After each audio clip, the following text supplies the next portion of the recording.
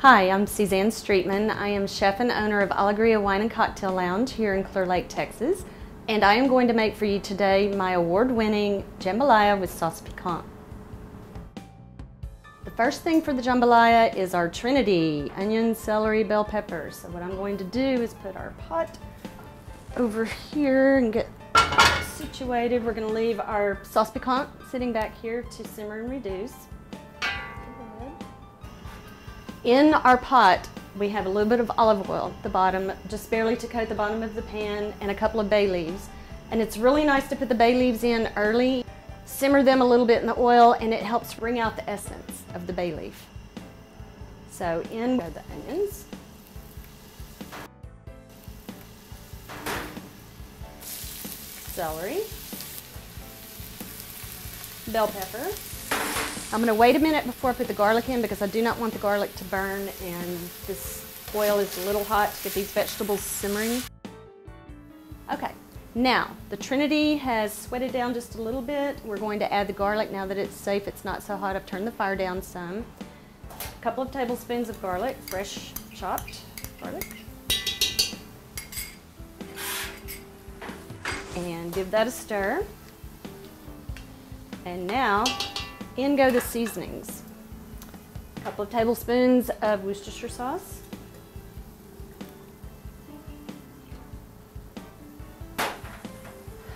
A big dose of Tabasco for some spice. My favorite seasoning, the pickapepper.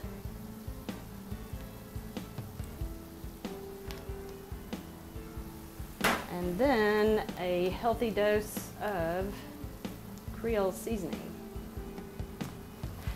I have in this bowl some green onion chopped up with parsley.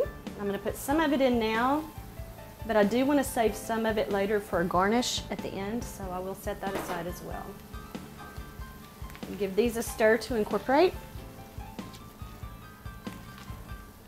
Ah, it smells so good.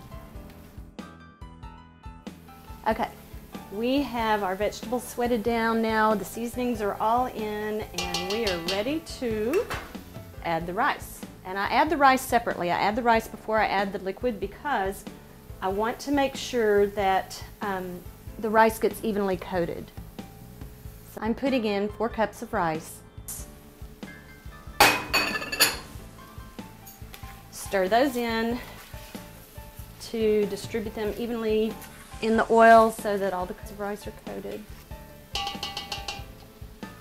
Now I'm going to add the broth, and I like to use 2 kinds. I like the chicken broth and beef broth. The beef broth gives it some depth, but I don't want to use all beef broth because I think it's just too much over the top, especially with the smokiness of the sausage.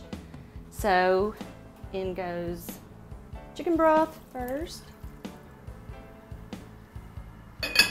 and then the beef broth.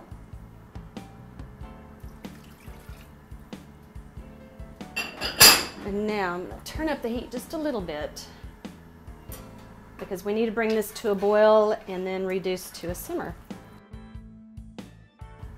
Now in goes our rendered sausage.